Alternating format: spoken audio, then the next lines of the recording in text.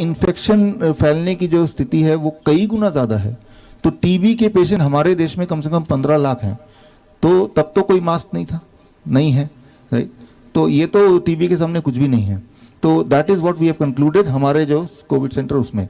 दूसरा कंक्लूजन कि इसमें लोगों की डेथ नहीं हो सकती if they are on 3 step flu diet number 1, और if they don't go for medication. हमने ये देखा है कि वही लोग सीवियरली इल आते हैं जो सीवियर इल कैटेगरी में होते हैं, जो या तो उन्होंने वैक्सीनेशन लिया है या फिर दूसरे कैटेगरी के लोग जिन्होंने रेमडेसिविर या स्टेरॉइड्स, एंटीबायोटिक्स, एंटीपायरेटिक का कॉकटेल लेके किसी और हॉस्पिटल में, उसके बाद जब हालत सीवियर हो जाती है, पैसे खत्म हो जाते हैं, बिकॉज हमारे कोविड सेंटर तो फ्री है, फ्री, तो तब वहाँ पे आते हैं। तो सीवियर कैटेगरी के अधिकतर उन सारे पेशेंट्स को हमने डॉक्यूमेंट किया और डॉक्यूमेंट करके इस किताब में जो है पूरे एविडेंस के साथ डाला है, उनके नाम के साथ डाला है, उनके फोटो के साथ डाला है, और उनके वीडियोज अगर आप देखना चाहते हैं, this is a video book, उनके वीडियो टेस्टिमोनियल अगर देखना चाहते हैं तो वो वीडियो भी का लिंक भी इस किताब में है, तो वीडियो लिंक भी आप जाके देख सकते हैं। तो they are the real patient, right, and it is being. अच्छा, यहाँ से चलना फिरना नहीं बात, प्लीज आप जाएंगे तो यहाँ से जिनको जाना है अभी चले जाओ, लेकिन ऐसे चलना फिरना नहीं, not a place to right move. तो यहाँ पे ये समझना होगा आपको कि the real culprit is the medicine, right. तो वो मैं आपको थोड़ा समझा देता हूँ। 2 तरह के लोग आते हैं हमारे पास, एक वो जो ऑक्सीजन सिलेंडर लगा के आते हैं, राइट। आपने पिछले से अभी देखा कुछ महीने पहले कि ऑक्सीजन की कमी हो गई, ऑक्सीजन की कमी हो गई। आप देखिए तो सही, ऑक्सीजन कमी कहाँ है?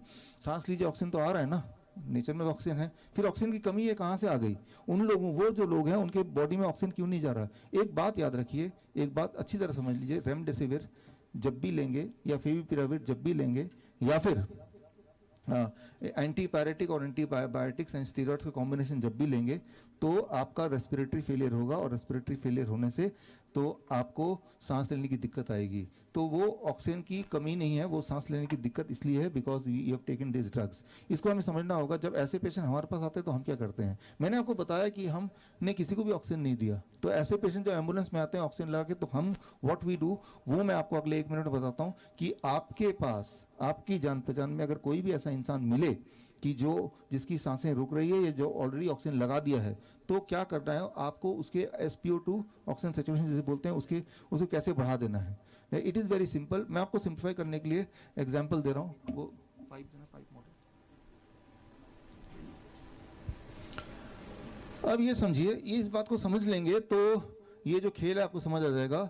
ये मान लीजिए एक ऐसा पेशेंट है जिसको सांसें नहीं आ रही है, उसका SpO2 70 है, 60 है। हमारे पास जो लोएस्ट वाला है 35% वाला है, 35%, कैन यू इमेजिन? 35%, राइट। जो किसी भी हॉस्पिटल में होता तो वो वेंटिलेटर में जाता और ऊपर में चला जाता फिर, राइट। तो अब देखिए, जब पेशेंट आता है, ये पेशेंट खड़ा है तो उसके बॉडी में ऑक्सीजन नहीं जा रहा है, लंग्स में ऑक्सीजन, लंग्स इज ऑलमोस्ट बंद, राइट। अब जैसे मैं अभी सीधा खड़ा हूं तो ये सीधा खड़ा है तो वो सांस नहीं ले पाएगा। लेकिन उस पेशेंट को अगर ऐसे टिल्ट कर देंगे, ऐसे टिल्ट कर देंगे, जैसे मैं ऐसे खड़ा हो जाऊं, पकड़ो इसको, मान लो मैं ऐसे झुक के खड़ा हो जाऊं, वो पेशेंट को ऐसे कर दें, तो अब उसको सांसें आने लगेंगी। क्यों सांसें आने लगेंगी? इस बात को थोड़ा मॉडल के हिसाब से समझिए। जैसे ऐसे होगा, ये थोड़ा खुल रहा है, try to understand this, right.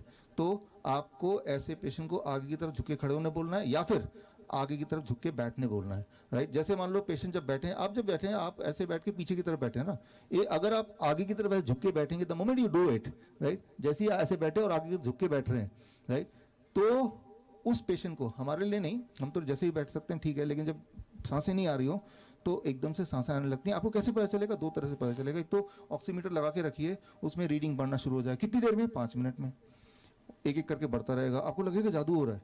और फिर 15 मिनट बाद उससे पूछिए कि हाउ यू आर फीलिंग, वो बोलेगा symptomatically I am relieved in comparison to what it was 5 minutes back, right. और उसको जब लिटाना है, आप देखिए, इमेजिन कीजिए जब आपने हॉस्पिटल की सीन देखे या कार में लोग लेटे हुए हैं, ऑक्सीजन की कमी है, सिलेंडर ढूंढ रहे हैं, ऐसे देखा ना टीवी ने। तो पेशेंट को जब आप ऐसे लिटाते हैं, आप देखिए पीठ के बल, तो ये बंद है कि खुला हुआ है? ये बंद हो गया। अब पेशेंट को अगर ऐसे लिटा दें तो खुल गया ना।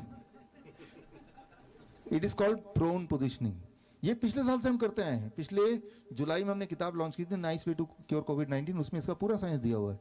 तो ये खुल गया, इसे कहते हैं प्रोन पोजिशनिंग।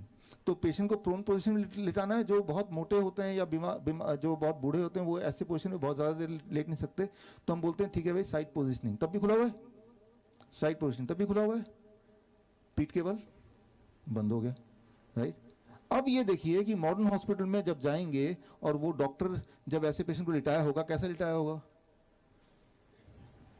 ऐसे ना, कहीं ऐसा ना कि पेशेंट की अपने आप सांसें आने लग जाए, राइट। ऐसा नहीं कि ये कोई नया आविष्कार है मेरा, ऐसा नहीं है, ये प्रोन पोजिशनिंग पहले से ही है, 1970 ऑनवर्ड्स इसको यूज होता है, साइंटिफिकली वैलिडेटेड है, ये कोई मेरा आविष्कार नहीं है, ये पहले से ही साइंस है, पढ़ाया जाता है, लेकिन ये इंप्लीमेंट नहीं किया जाता। It is called medical science, but जो आप हॉस्पिटल देखते हैं that is called medical industry. कोई ऑक्सीजन की कमी किसी को भी नहीं है, 1% भी नहीं, 0.1% भी नहीं, 0.001% भी नहीं है, ही नहीं। और अगर आपको लगता है, मैं जहां जहां जाता हूं वहां वहां, और आपको भी मैं बोलता हूं, मैं अनाउंस कर रहा हूं ओपनली कि मैं यहाँ पे हूँ और हर हफ्ते आऊंगा इस हॉस्पिटल में, सिंस इट इज ओपन, ऐसे पेशेंट यहाँ लाइए,